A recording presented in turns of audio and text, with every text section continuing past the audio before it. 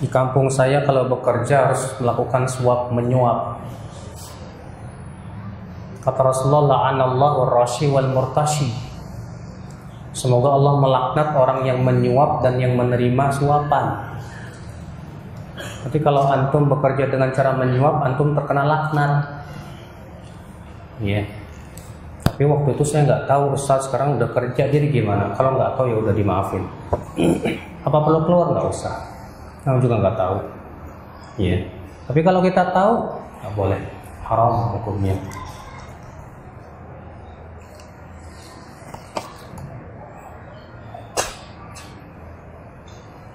Apa maksud perkataan Ibnu Sirin di dalam Muqaddimah Sahih Muslim? Sesungguhnya ilmu adalah agama. Maka hendaklah perhatikan dari siapa ia mengambil ilmunya. Perkataan Ibnu Sirin ini jelas kok, Pak. Artinya kita dalam mengambil ilmu itu jangan kepada sembarangan orang. Kalau antum belajar ilmu biologi tapi belajarnya ke tukang bas, boleh? Nggak mungkin, Mas. Antum mau belajar kedokteran tapi sama petani, salah sambung. Antum mau belajar kimia tapi ke ahli fisika, salah sambung. Tapi ambillah dari ahli-ahlinya. Ya. Kalau antum mau belajar ilmu agama, tentu dari siapa? Ahli yang mumpuni dalam ilmu agama dong. Maka Imam Nawawi rahimahullah dalam Muqaddimah Syarah Muwaddah berkata, la yanbaghi li talibil ilmi an yatluba illa mimman kamalat ahliyatu. Tidak boleh seorang penuntut ilmu menuntut ilmu kecuali dari orang yang telah betul-betul ahli di bidangnya. Ya. Di zaman sekarang, Pak, apakah setiap orang yang berbicara tentang agama ahli? Belum tentu. Ya, apalagi yang masuk di televisi. Saya ini alhamdulillah banyak kenalan orang televisi. Saya tanya kepada mereka, Mas, standar untuk bisa masuk televisi itu apa sih? Apa kata dia? Standarnya Ustadz bisa menghibur orang supaya ratingnya tinggi. Karena memang namanya televisi nasional atau komersial itu Pak tujuannya rating. Jadi kalau dia bisa menghibur orang, bikin orang senang, nah itu yang tinggi. Walaupun dia nggak bisa bahasa Arab, walaupun dia bukan ulama, kata dia. Saya langsung nanya kepada pengurusnya. Dan waktu itu ada teman kita juga yang memang di bidang itu dia. Ya. Nah itulah saudaraku sekalian. Makanya tidak setiap orang yang berbicara masalah agama langsung kita anggap oh ini ahlinya Ustadz, belum tentu. Hati-hati dari itulah ya Islam azani Allah wa iyyakum. Kalau para ulama terdahulu di zaman Imam Ahmad ada seorang ulama berkata apa? Kami dahulu kalau ingin mengambil ilmu dari seseorang, kami duduk 2 bulan memperhatikan orang itu. Dan kami bertanya-tanya ke orang-orang tentang siapa dia. Sampai-sampai yang ditanya berkata, kamu mau menikahkan dia dengan anakmu ya? Sampai detailnya. Itu di zaman dahulu loh Pak. Di zaman sekarang lebih penting lagi Pak. Zaman sekarang ini semua orang berbicara masalah agama. Orang nggak bisa bahasa Arab ngomong agama. Orang yang nggak pernah belajar ilmu alat ngomong masalah agama. Seakan-akan dia ulama. Padahal bahasa Arab nggak bisa, ilmu balaghah belum pernah belajar, usul fikih boro-boro tahu, sebatas dia tahu 1 hadis 2 hadis 1 ayat 2 ayat, modalnya balighu anni walau ayat, sampaikan dari walaupun 1 ayat, jadi tukang ceramah, musibah kan Pak? Ya, LC namanya Pak, langsung ceramah.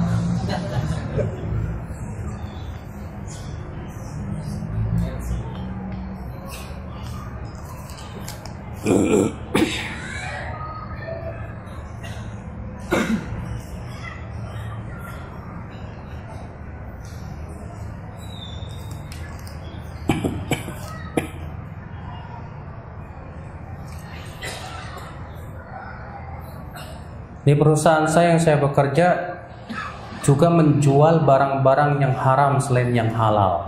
Bagaimana ini? Tapi barang yang halalnya 80%, sedangkan yang haramnya 20%. Syekh Utsaimin pernah ditanya tentang masalah ini. Beliau mengatakan yang lebih selamat sih mendingan cari yang lain, yang betul-betul apa? Halal. Tapi kalau memang tidak ada, ya mudah-mudahan diperbolehkan, karena halalnya masih lebih banyak daripada yang haramnya. Tapi kalau kita mau lebih warok, lebih hati-hati, udah cari yang lain deh, yang lebih halal, yang halalnya 100%. Soalnya kan kalau misalnya dari 80% per 20%, kalau kita kebagian 1%-nya aja udah ngeri, Pak. Iya nggak, Pak? Katakanlah dari 20% itu kita dapat gaji dari yang 1%-nya, tetap ngeri itu. Iya. Yang haram tuh nggak bisa dianggap cuma 1%, nggak bisa. Iya.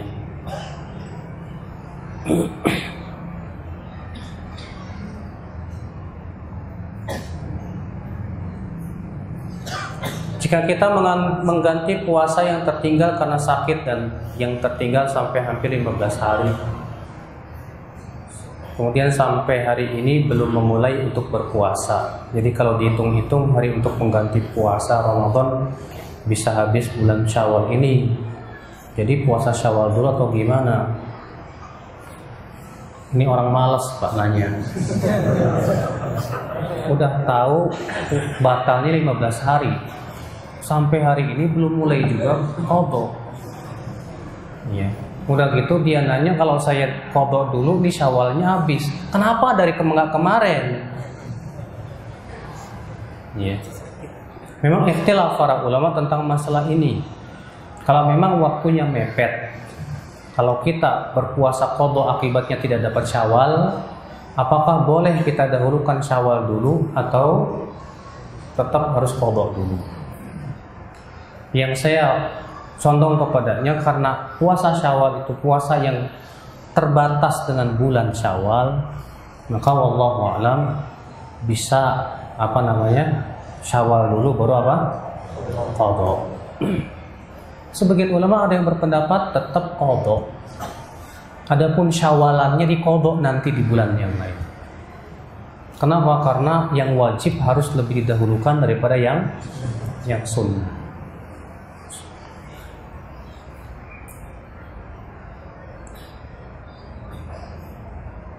Kalau ada wanita berzina dengan dua teman laki-lakinya,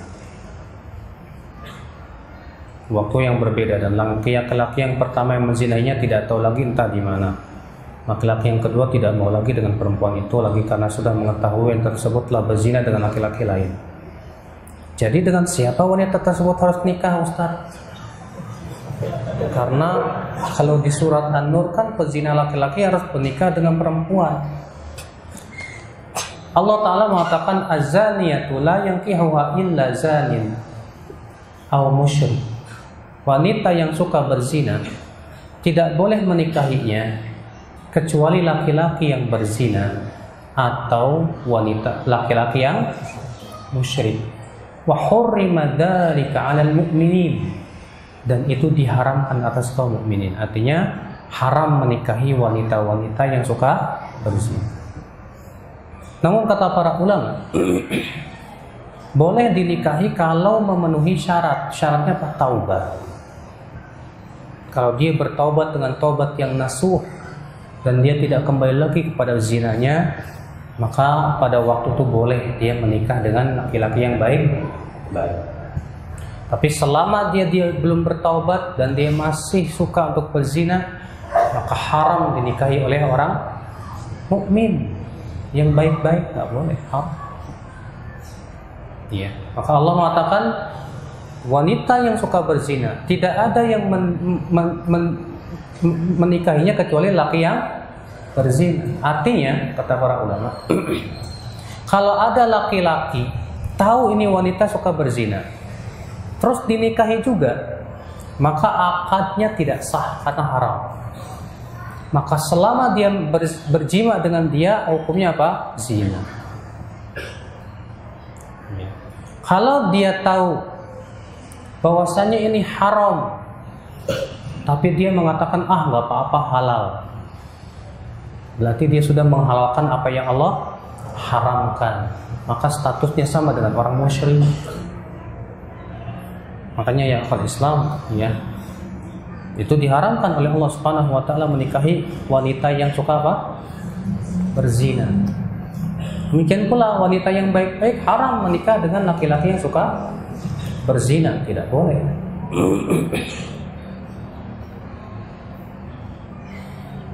Apa sih Ustadz salah satu pertanda?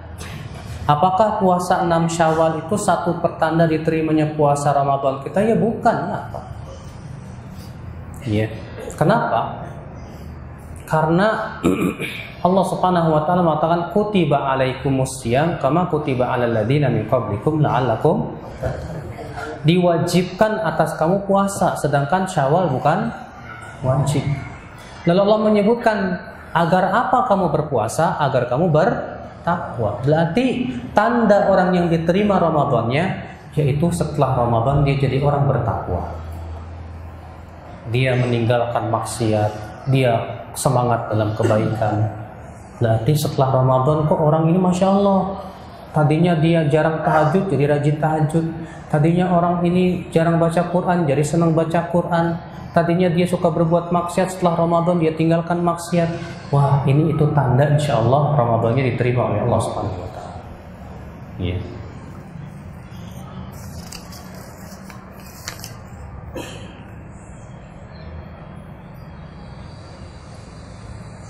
Apa benar Ustadz hadis yang mengatakan jika tidak minta maaf kepada orang tua, suami, istri, dan kerabat tidak diterima amal ibadah kita selama bulan Ramadan? Itu hadis palsu. Ya, bertebaran di masyarakat kaum muslimin. Tidak benar hadis seperti itu, Bapak sekalian.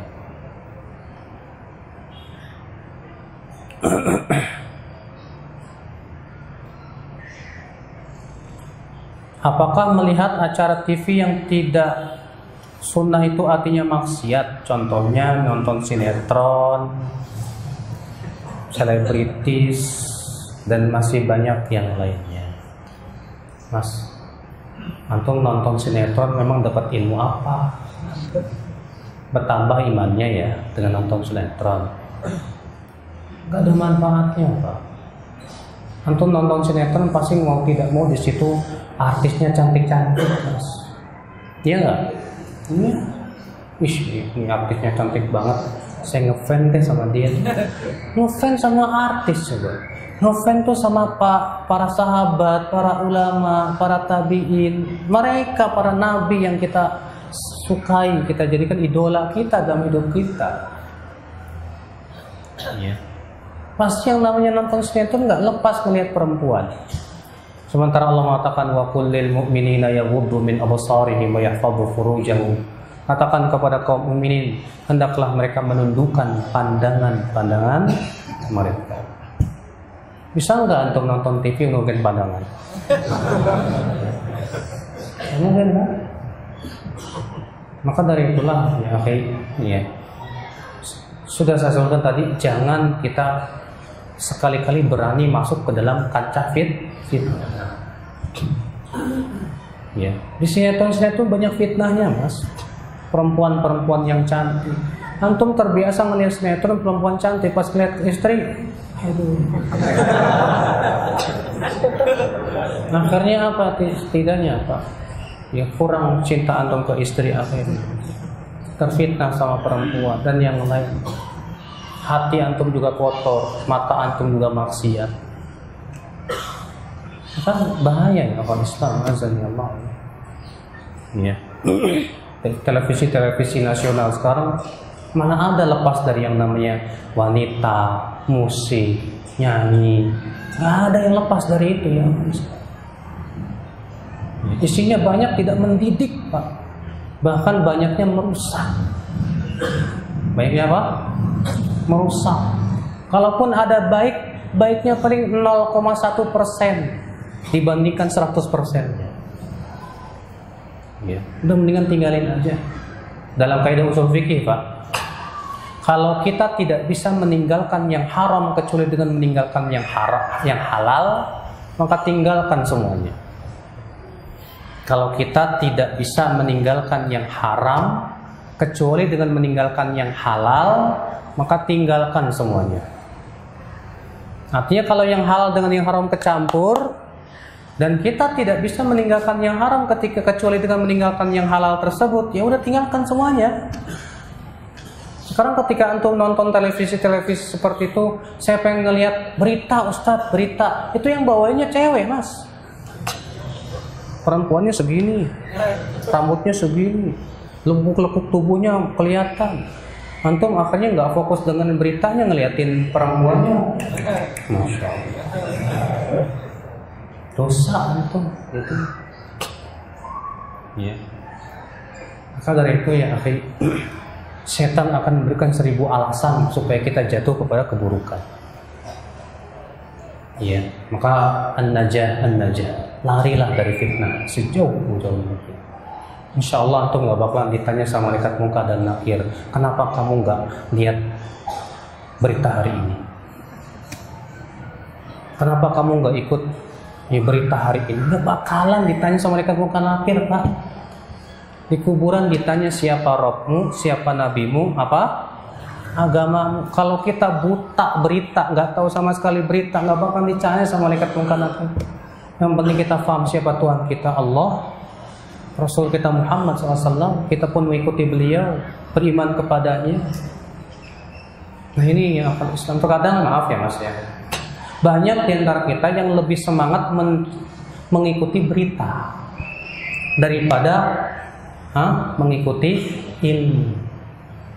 Kalau ada berita hangat, wah lagi rame Pak, rame, ikut rame kita juga. Tapi kalau share ilmu tentang tafsir ini, tentang syarah hadis ini, alah kurang. Dibacanya juga sambil malas-malasan. Tapi kalau share berita, wah berita. Saya mau tanya, berita-berita yang di-share itu problematika bukan? Pasti mengandung problematika. Sekarang bagaimana Anda akan menghadapi sebuah problematika sementara Anda tidak tahu ilmunya untuk menyelesaikan problematika tersebut? Banyak berita itu sebatas memancing emosi. Banyak berita itu seringnya memancing semangat orang, emosi, kesel. Nah ketika antum kesel, apa coba yang diinginkan dari berita kekesalan itu Pak? Itu sebetulnya menabur Pak, menanam benih-benih emosi. Kalau sudah kaum muslimin emosi semua, tinggal naburin apa? Api, selesai. Bahaya kan? Sangat bahaya. Makanya Pak, jangan sampai kita lebih semangat ngikutin berita daripada apa? Ilmu dulu deh. Saya mau tanya, Al-Quran sudah menjelaskan segala sesuatu tidak? Semua problematika hidup manusia sudah ada jawabannya tidak dalam Al-Quran? Sudah ada? Terus kenapa kita berpaling dari Al-Quran? Padahal jawabannya sudah ada dalam Al-Quran. Ada tidak jawabannya dalam hadis-hadis Nabi? Ada. Terus kenapa kita berpaling daripada hadis? Mempelajari Al-Quran dan hadis, lalu kemudian kita sibuk mencari penyakit? Ya, salah cara seperti itu. Cukup Al-Quran dan hadis sudah ada jawabannya. Maka harusnya kita lebih banyak mengkaji Al-Quran dan hadis dulu. Jangan dulu semangat ngikutin berita. Penyakit itu semua. Iya. Apalagi media di zaman sekarang, siapa yang menguasai kalau bukan orang Yahudi, Pak? Kita akhirnya menjadi orang-orang yang dipermainkan hati kita oleh berita itu. Iya, Allah musta'an.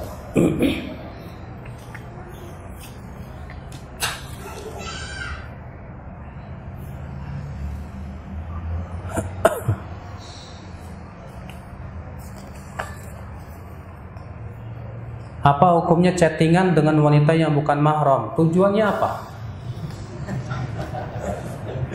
Tujuannya apa dulu? Ya.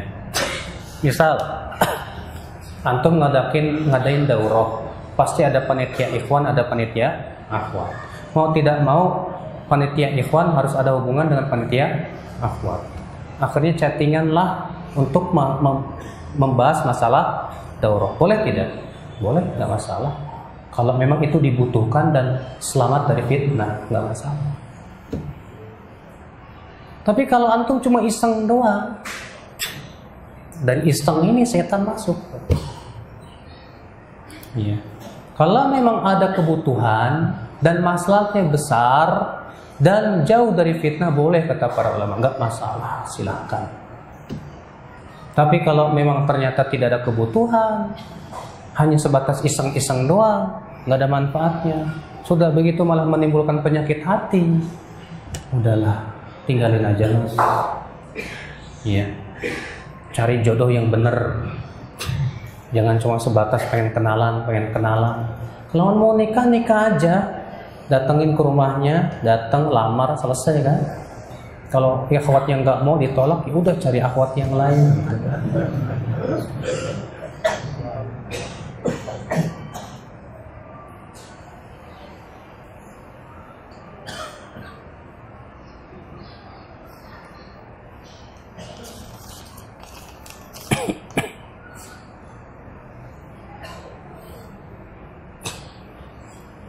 Apakah tante dan istri om saya mahram saya?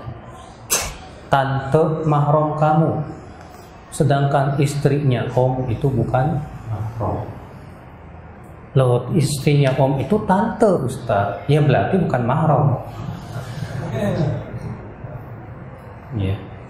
Istrinya kakak kita berarti apa? Ipar, bukan mahram. Kata Rasulullah, al-hammu al-maut, ipar itu kematian. Kenapa disebut kematian? Karena kematian itu kan datang dalam keadaan tidak terasa. Demikian pula. Iya. Orang banyak menganggap cuma ipar, ini kan saudara, padahal itu bukan mahram. Kalau istri kakak kita bukan mahram, demikian pula istri paman kita bukan mahram. Iya.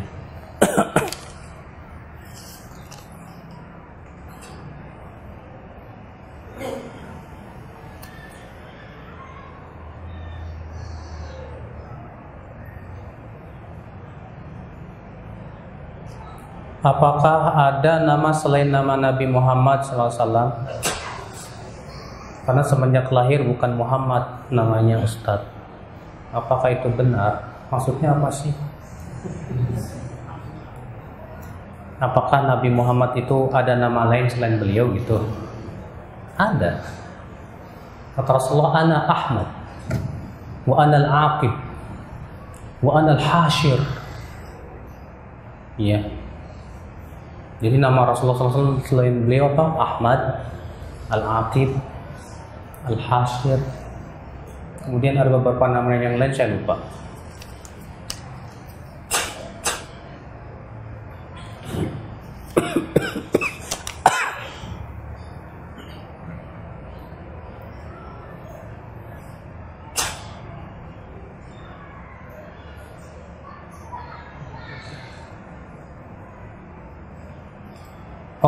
Orang yang berilmu tapi tidak minta nasihat pada ahli ilmu, untuk itu merupakan musibah dan musibah apa ya Ustadz? Orang ahli ilmu tidak minta nasihat kepada ahli ilmu. Seorang ulama, ya, dengan tawaduknya dia minta nasihat kepada ulama yang lain. Itu adalah merupakan tanda ketawaduan dia. Kalau ternyata ada ulama tidak meminta nasihat kepada ulama lain, bukan berarti dia tidak butuh nasihat. Bisa jadi karena sudah dapat jawabannya dari Al-Quran dan hadis. Iya. Sementara kan nasihat ulama itu dibutuhkan ketika sudah tidak ada nasihat dari Al-Quran dan hadis, ya kan?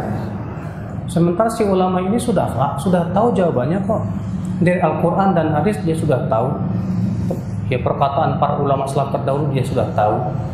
Dan tentunya ya nasihat-nasihat ulama salaf terdahulu juga sangat banyak. Sudah tahu jawabannya. Jadi tidak perlu lagi untuk minta nasihat kepada yang lainnya.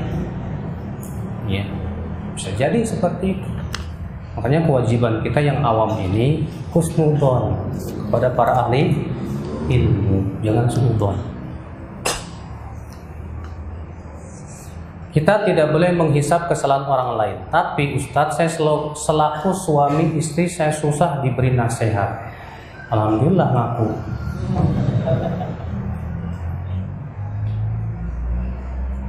Hidayah makin jauh. Jadi bagaimana saya memberikan cara agar saya tidak makin berdosa melihat tingkah laku istri saya? Mungkin antum cara nasihatin istrinya tidak benar. Ada suami merasa dirinya sudah ngasih nasihat sama istri, tapi ternyata caranya marah-marah, merasa dirinya lebih tinggi dan yang lain, sehingga si istri nggak mau nerima. Atau yang kedua, mungkin dia sudah nasihati istrinya, tapi dia sendiri kurang baik akhlak terhadap istrinya, sehingga si istrinya nggak mau terima dia. Banyak faktor. Maka kalau kita nasihati istri tapi kok istri nggak mau terima, coba introspeksi diri kita sendiri juga. Saya nasihatin dia, saya ngamalin nggak nasihat? Saya nasihatin dia, saya akhlak saya kepada istri bagaimana? Saya nasihatin dia, bagaimana cara nasihat saya kepada dia? Ini penting untuk kita muhasabah. Iya. Kalau ternyata sudah berbagai macam cara lembut, sudah ya sebaik mungkin dan yang lainnya, dan kita juga sudah baik akhlaknya terhadap istri dan yang lainnya, tapi ternyata qadarullah istri gak mau menerima nasihat, tetap di atas maksiatnya dan ngeyel di atas dosanya. Maka yang kayak ginian Pak gak bagus dipertahankan. Yang kayak ginian gak bagus dipertahankan. Lebih baik mencari istri lain yang bisa membahagiakan diri antum. Atau antum poligami, gak masalah. Iya, gak masalah. Daripada antum punya istri berbuat maksiat terus kepada Allah, akhirnya antum di rumah juga, rumah tangga antum tidak bisa menegakkan syariat Allah. Sementara tujuan menikah, tujuannya apa? Sakinah mawaddah. Dan sakinah tidak mungkin bisa dilaksanakan kalau kita memaksiati Allah. Ya. Maka dari itulah yang akal Islam. Tapi kalau antum mau tetap sabar, mau menasihati istri, silahkan, tidak masalah. Ya, makanya Nabi Ibrahim alaihissalam suatu ketika pernah mendatangi rumah anak Ismail. Lalu kemudian bertanya, Ismail tidak ada, yang ada istri. Ditanya oleh Ibrahim, bagaimana hidup kamu? Hidup saya susah terus, begini, ngeluh. Maka apa kata Nabi Ibrahim? Nanti kalau suamimu datang, sampaikan salam saya untuk dia, dan sampaikan kepada dia ganti engsel pintumu itu. Ya. Lalu Ismail pulang. Lalu istrinya cerita, kata Nabi Ismail, itu ayahku dan yang dimaksud dengan engsel pintu adalah kamu. Diceraikan oleh Nabi Ismail, nikah sama perempuan yang lain. Kemudian suatu ketika Nabi Ibrahim datang. Kemudian Nabi Ibrahim berkata kepada istrinya, bagaimana hidupmu? Alhamdulillah. Terlihat istrinya bagus, akhlaknya, qanaah dan yang lain. Kemudian Nabi Ibrahim berkata, kalau suamimu datang, sampaikan salamku untuk dia, dan katakan kepada dia, pertahankan engsel pintu. Ya, tidak masalah ya, karena kan kita itu berumah tangga untuk kebahagiaan kita di dunia dan akhirat.